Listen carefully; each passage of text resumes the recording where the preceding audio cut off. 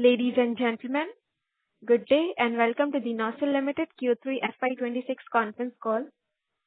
This conference call may contain forward-looking statements about the company, which are based on the beliefs, opinions, and expectations of the company as on the date of this call. These statements are not the guarantees of future performance and involve risks and uncertainties that are difficult to predict. As a reminder, all participant lines will be in the listen-only mode, and there will be an opportunity for you to ask questions after the presentation concludes. Should you need assistance during the conference call, please signal an operator by pressing star, then 0 on your touch-tone phone. I now hand the conference over to Mr. V.S. Anand, Managing Director from NOCIL Limited. Thank you, and over to you, sir. Thank you, Ikra. Thank you and good morning to everyone.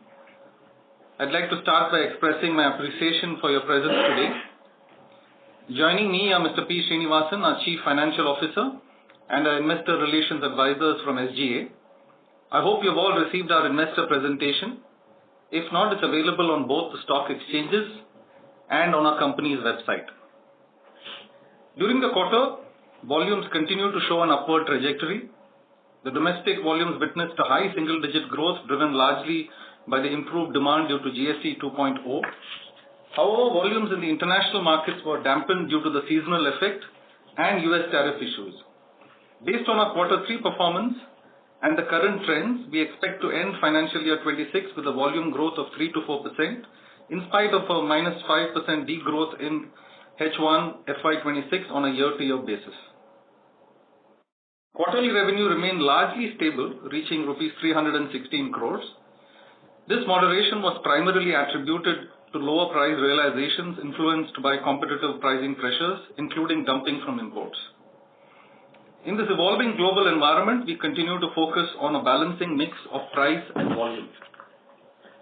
To address the price dumping, as stated in our previous calls, we have filed anti-dumping petitions on select key products with the Government of India. Seeing merit in our submissions, the authorities have initiated detailed investigations, and we expect the outcome of these proceedings in the coming months. On the export side, volumes sequentially declined during the quarter. As mentioned earlier, it was due to a combination of year-end seasonal effects and lower orders from the US on account of tariffs. The US tariffs, as all of you know, had led to uncertainty and cautious customer behavior in the international markets. However, the recent developments on the revision in US tariff structures is expected to see a recovery in volumes in the US market. Looking ahead, the Indo-India-EU FTA is also expected to support our initiatives and strategic engagement in the European markets. On the domestic market environment front, the Indian tire industry is positioned to deliver healthy and sustained growth over the medium to long term. This positive outlook is supported through a combination of demand-side triggers and continued infrastructure investments. The recently concluded trade agreement with Europe and revisions in the US tariff framework is also expected to augur well for our rubber industry in India, both from a tire and non-tire sector point of view. Coming back to developments at NOCIL, our TDQ antioxidant investment at Dahej is coming along well, and we expect to be ahead of our original schedules with production trials planned during the first half of the calendar year. I am delighted to inform you that the Confederation of Indian Industry, CII, has honored NOCIL with the CII Industry Academia Partnership Award 2025 in the Diamond category. This award is a recognition of our collaborative work, sponsored projects with research and academic institutions.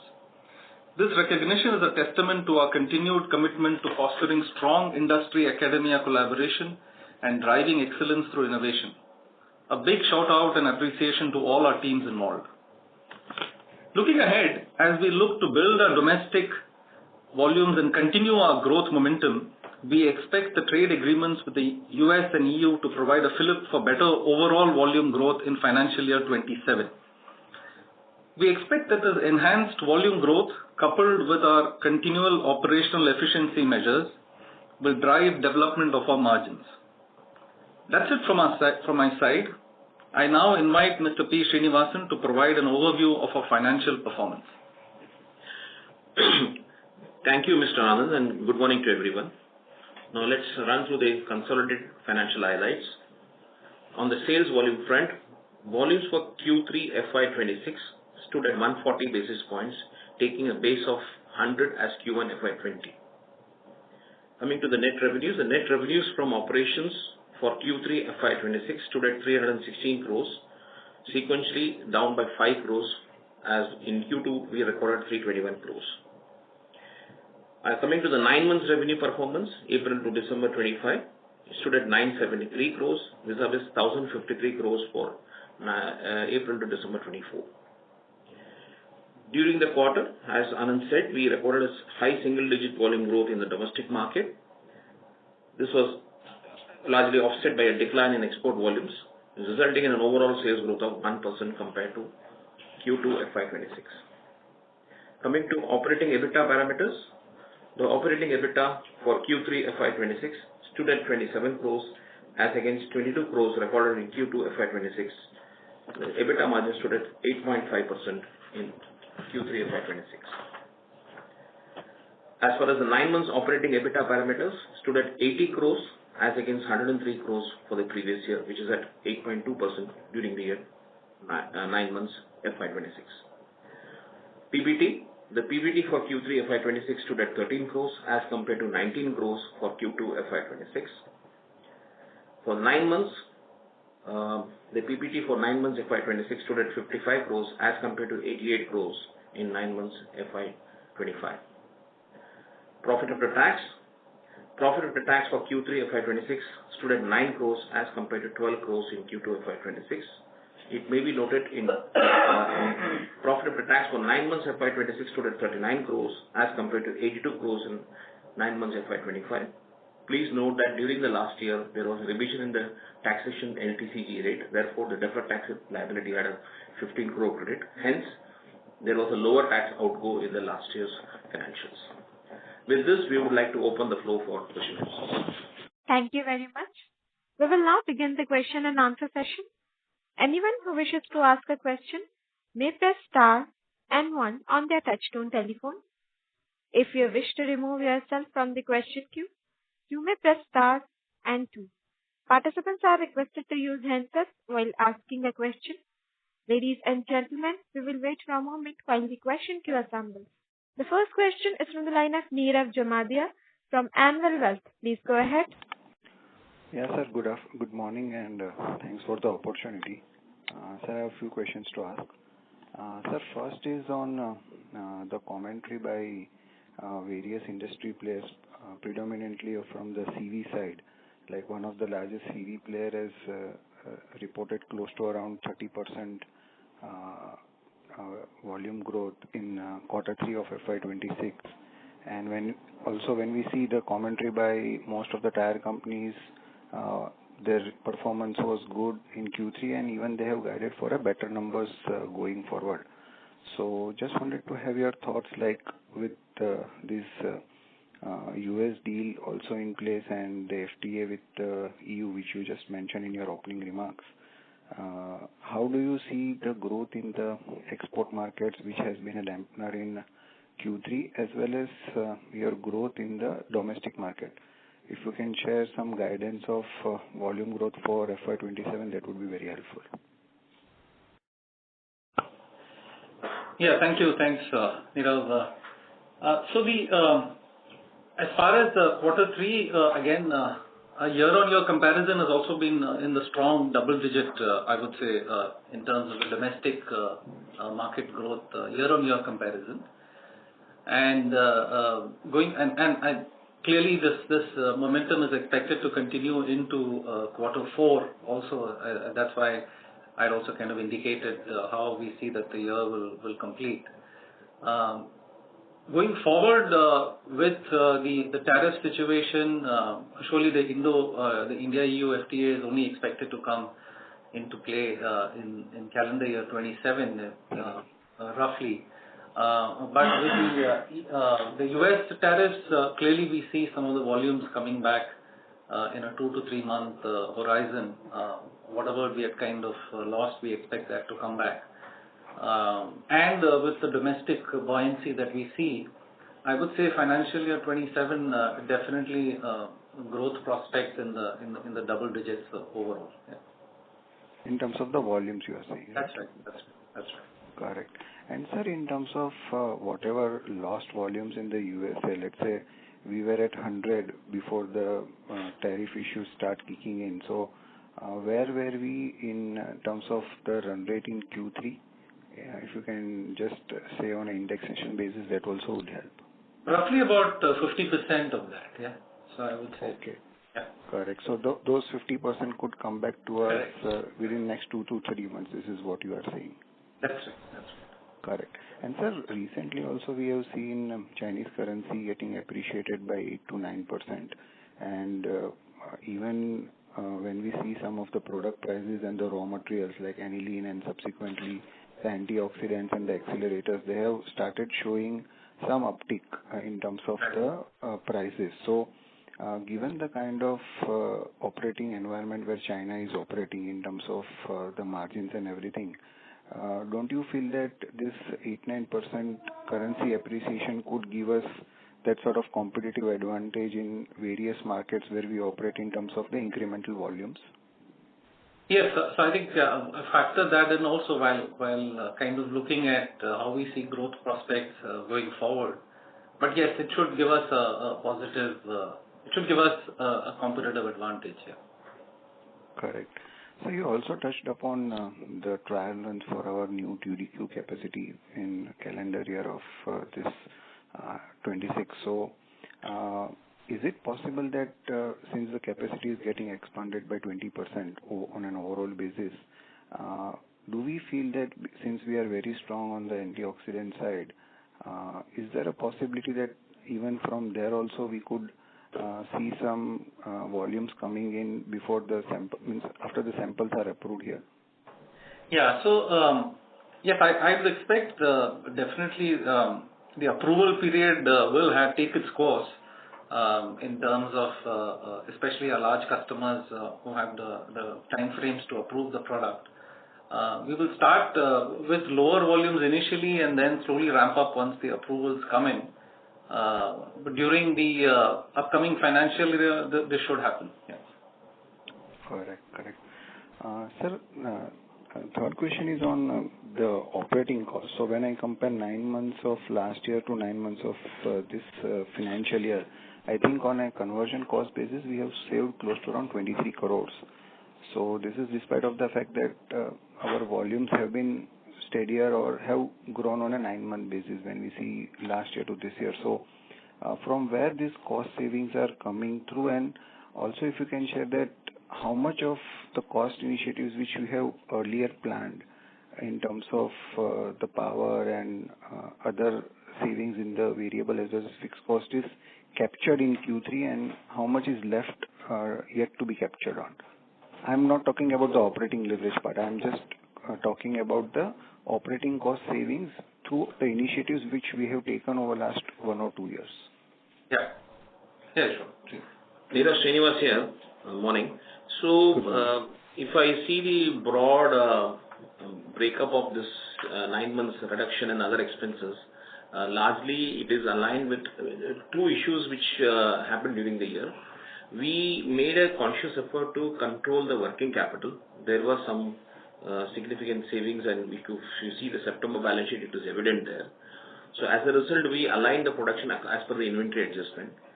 And secondly, we also had a situation, that's why if you see the stock change has a debit rather than the credit, if you see during the 9 months period.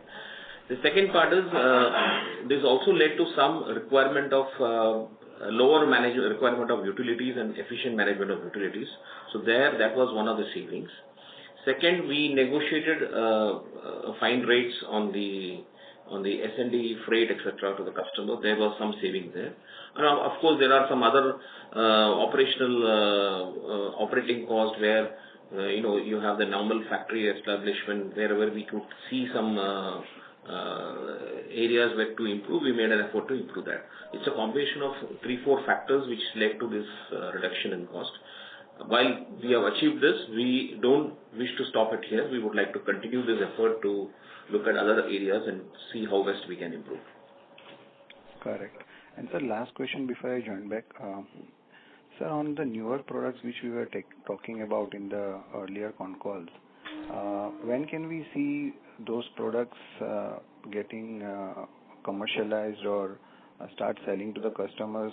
If you can share your thoughts here. And let's say whenever it starts picking up, out of our overall volumes, how much it could form a part of?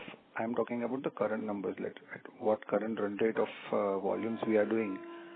From these newer products, whenever they would start ramping up, what sort of percentage it could form out of our overall volumes? Yeah. Yeah, so you're right. There are a couple of products in the pipeline. One of them we have done a bit of a soft launch, largely with trials with customers, and it's taking its slow ramp up speed. Eventually, surely we would like it. We expect these products should give us at least about 10 to 12% compared to current volumes, at least in terms of volumes we see that. Yeah. Right. So let's say whatever total volumes we are doing on an annualized basis, 10% contribution could come from this volume. So how the ramp up would happen? Like, are we expecting FY27 some sort of benefits coming in, and FY28 could be a year where these numbers could be achieved? Yes. Yeah. So FY27 will still be on the slower side, but I expect that 28 it should pick up speed. Yeah. Once the approvals start coming in, then it starts picking up much faster. Correct. Thank you so much, sir, for all the detailed answers, and I'll again join my queue. Wish you all the best. Thank you. Thank you. The next question is from the line of Aditya Khetan from Smith Institutional Equities. Please go ahead. Yeah, thank you, sir, for the opportunity. So just a couple of questions.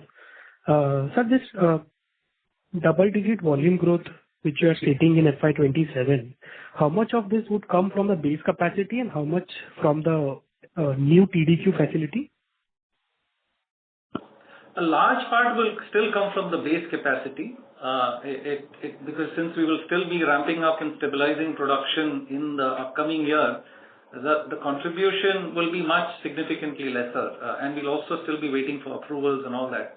A large part will still come from the base capacity, improved utilization. Got it. Sir, despite seeing a good reduction in cost and ramping up the volumes, as you said, for the next 2 years, still one issue of imports from China that remain unaddressed.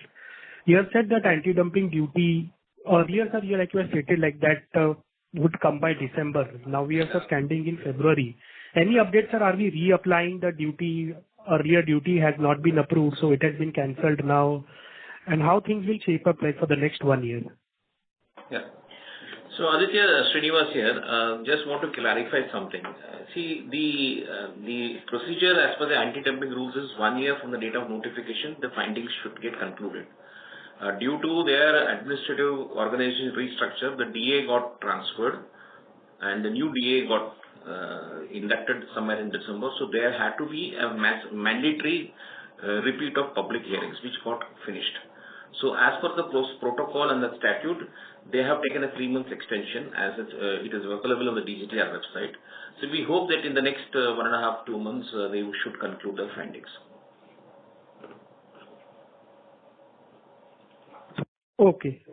And sir, coming to next questions onto the export market. You have rightly mentioned that 50% of US volumes will come back. Any other markets are like where we see significant ramp up? Like earlier, like one market was lower. Now that market will see higher volumes. And any higher tariff in China to US versus India? Anything sort of an advantage play which we have here? Like considering if today US is X, considering the tariff differential between India and China, how much you see India can grow from here to US so versus China? Yeah, so just coming back to your earlier question, just a clarification that there was not any cancellation like what Srini just clarified. It was more an administrative delay, so I just wanted to kind of mention that. And coming back to your second question, the The growth for us is not only limited, so that means the growth we still have opportunities to grow in Asia, we have opportunities to grow in Europe, as well as the US. The US market today, at least last 6 months, our view is that since with all those tariffs, there has been more increased volumes going in from Europe, and less from China, because China was also inhibited due to the tariffs situation very similar to us. So we expect to gain in all the markets where we are working. So it's because we still have much lower market share in most of the markets. Just Okay. So, sir, just to add a bit, see, what we are doing is this is a relationship on a principal to principal basis. The allocation on different destinations is decided by the principal. So it's not an only US market or EU market. So that's one thing also it addresses that part. So if suppose one market is unfavorable because of tariffs, we may, through the discussion, we will try to divert that particular volume to some other market. Got it, sir. Sir, now next question, sir. When we look at the India-EU FTA, what I know, sir, like Europe still has some 10-15% of the global supply. Is there any chance wherein now with the zero duty, there could be higher volumes flowing from Europe? And second, sir, like, are you witnessing any new capacities building up globally, China, Europe, US, anywhere? So yeah, you're right. So any FTA always plays both ways. But I still see that the FTA should, on balance, also give us our opportunities. Like the players in Europe will also have opportunities, but I see it more on the positive side of things looking ahead as far as the India-EU FTA is concerned. In terms of newer capacities coming in outside of China, there hasn't been too much of investments in the antioxidants and accelerators. It's largely been more in China. There have been some capacities in antioxidants and accelerators that have come in the last 12 to 15 months. Yeah. Is there any risk, sir, like we foresee already, sir, we are sitting at highest imports today. Is there any further chance whether this could go up? Yeah, so imports coming in, so it has kind of been at a certain level in the last few quarters. I don't expect that it should now significantly increase from here on. Yeah. Got it, sir. Thank you. Thank you. Thank you. The next question is from the line of Nitesh Dhoot from Anand Rathi Institutional Equity. Please go ahead. Yeah, hi. Thank you. Good afternoon, team. So my first question is on the gross margins there. So while optically, the gross margins might have increased percentage terms, but given the lower denominator, but in per kg terms, if you see, we probably hit the lowest levels, even lower than Q2 there. So has this now stabilized, or there is more pressure on the gross spreads? And also, if you look from EBITDA per kg number, there is some improvement there given the cost initiatives, I believe. I just wanted to check on how much cost savings from the initiatives are already embedded. That will be my first question. So Nitesh, Srinivas here. So coming on the gross margin per kg or the value addition which we talk about per kg, per se, yeah, it looks to be one of the lower end of the spectrum. What we see is probably when we have been trying to say that, but I think we are trying to assume the way it looks, the costs are building up. We feel things from here on should improve as we go forward. Secondly, on the cost initiatives, yes, some cost initiatives already been reflected in the 9 months results. If you are seeing, I think there was one question asked by the previous participant. So this year we have got that much benefit. As we go along, we will try to see how much we can, that base is established. Now we will try to improve further. That is an ongoing task, which will be continually efforts will be put in by the management. So there are more initiatives underway, and so we should see it play out in the next few quarters. Yeah. Sure, sir. But just on the same question, so what would be the steady state, EBITDA margins there, assuming no anti-dumping duties? And, what would be the targeted medium-term kind of, margin band post post the expansion? And, just some color on whether, the TDQ margins would be structurally higher versus the portfolio average. Yeah. Okay. Definitely in this, we are looking at with all the initiatives over the next 2 to 3, 4 years. We expect at least on an annual basis an improvement of 150 basis points and plus or minus on an annual basis. Yeah. Sure. What percentage of, the incremental TDQ, the incremental upcoming capacity is basically already pre-discussed with customers? What would be the expected, peak potential there from this expansion, and by when do we expect to reach there? So we, I think the approval phase is when post that the volumes start picking up. We expect that we should start improving our utilization towards the end of the next financial year. But then it will again continue to ramp up, given that it is sizable volumes. Yeah. Right. So just one last, if I may. On the export volume, so we've seen some decline coming in there. I think US was one which you explained. Has there also been some demand weakness in, in some of our key markets like Japan there, and what would be the reason? So there's been some weakness, not so much in Asia, I would say, but some weakness in some of our, partly a bit of our latex markets, as well as in Europe. There's been a bit of a weakness. Yeah, more from a market demand point of view. Yeah. All right. And just one last on the raw material bit. So there's some bit of increase coming through in your key raw material aniline in the last month or so. Yeah. So will we be able to pass through the price increases immediately, or will there be a lag? How do you see it?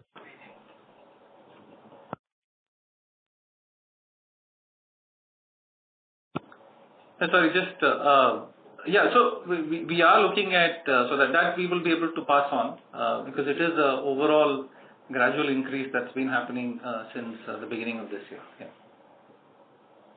Great. So thank you so much for answering my questions, and wish you all the best. Thank you. Thank you.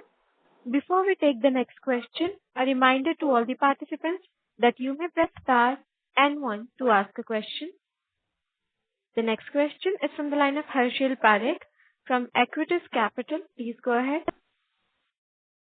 Hi, sir. Thanks for taking my question. So my question is related to antioxidants, where the pricing from Korean players have continued to be aggressive. And I assume there is no anti-dumping investigations for antioxidants coming from Korea. So will the company request for an investigation in this segment? Harshil, I think Srinivas here. And the antioxidants product coming from Korea, we have already initiated a case against them, and the investigation is underway. Oh, okay. Okay. Okay. And so second question was that recently China has announced scrapping of a lot of export related rebates in a lot of commodities. So is rubber chemicals also included in this? Not in this list so far. Not in this list. Okay, sir. Thank you. That's all. Thank you. Thank you. The next question is from the line of Radha from B&K Securities. Please go ahead. Yeah, hi sir. Thank you for the opportunity. So you mentioned that you are filing the anti-dumping duty against the Koreans also, but in your initial notification it was only against China and European Union. So has this been applied separately, and the next 1.5 to 2 months timeline of final findings that you have given, will that be only for China and European Union, and do we expect Koreans to come in later?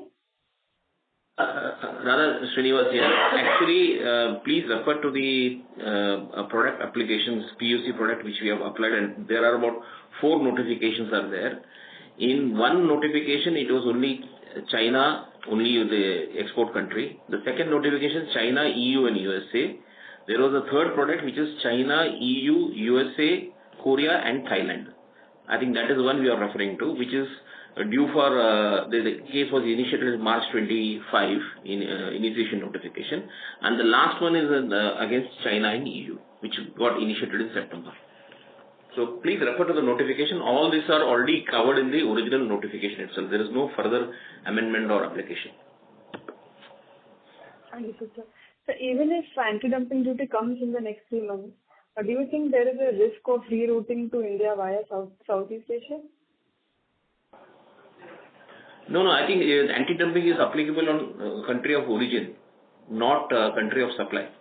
So the customs look at the country of origin from where it is originated. So if suppose someone is routing Chinese material through Europe and then Europe is selling to India, the country of origin is China. So there cannot be any, I'm just giving an hypothetical example. That is, it is country of origin. It is not country of supply. Okay, sir. And the last question, sir, how much was the volume degrowth from exports on a quarter-on-quarter basis this quarter? For 9 months, if you can say. 9 months, for the 9 months compared to the last year, it's about 8 to 9%. And this year, how much we are expecting growth in exports, sir, in FY 26, 27? So we should get to a flat level at least by the end of the year. So, talking about FY26, right? Yeah. 27, sir. How much growth are you expecting from this base in FY 27? Yeah, it should be in the double digits. Yeah. Understood. Thanks and all the best to you. Thank you. Thank you. A reminder to all the participants, if you wish to ask a question, please press star and 1. The next question is from the line of Neeraj Jimodia from Anvil Wealth. Please go ahead. Sir, thanks for the opportunity. Sir, from the latex point of view, let's say whatever peak volumes which we did in FY21-22 during the COVID times, and whatever capacities which we are having, at what rate currently we are operating on? Let's say if you can share for third quarter of FY26. Neeraj, just a minute. Yeah.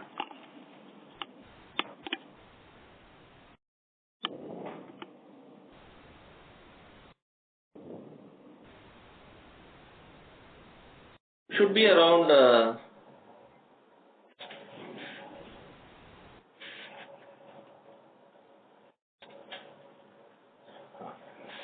I think in the 9 months if you are looking at it's about 60%. 60%. So this export double-digit volume growth which we have assumed for FY27, does it also include the growth in the latex, or it is purely driven by the other products? No, it includes something in latex also. Yeah, but it's quite moderate. It's in the others which will be more. Yeah. Perfect.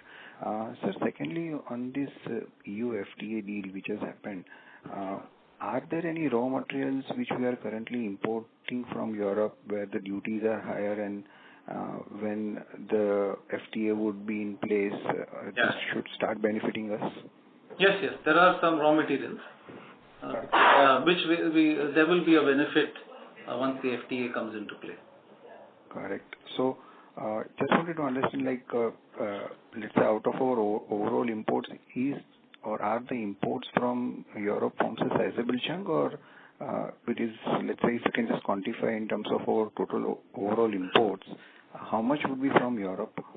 Yeah, so it's not sizable, but at this point I'm not able to really put my finger on the right number, but it's not sizable at this point in time. Okay. Correct. And sir, last bit from my side, like when we see the Indian market for rubber chemicals, and let's say for third quarter of FY26, where you mentioned that the imports have reached the peak in terms of the volumes which were coming to India. So let's say if you can help us understand what was the size of Indian rubber chemical market in as on third quarter of FY26, and how much of this were through imports? Nirav, actually what you should look at is, I normally, when we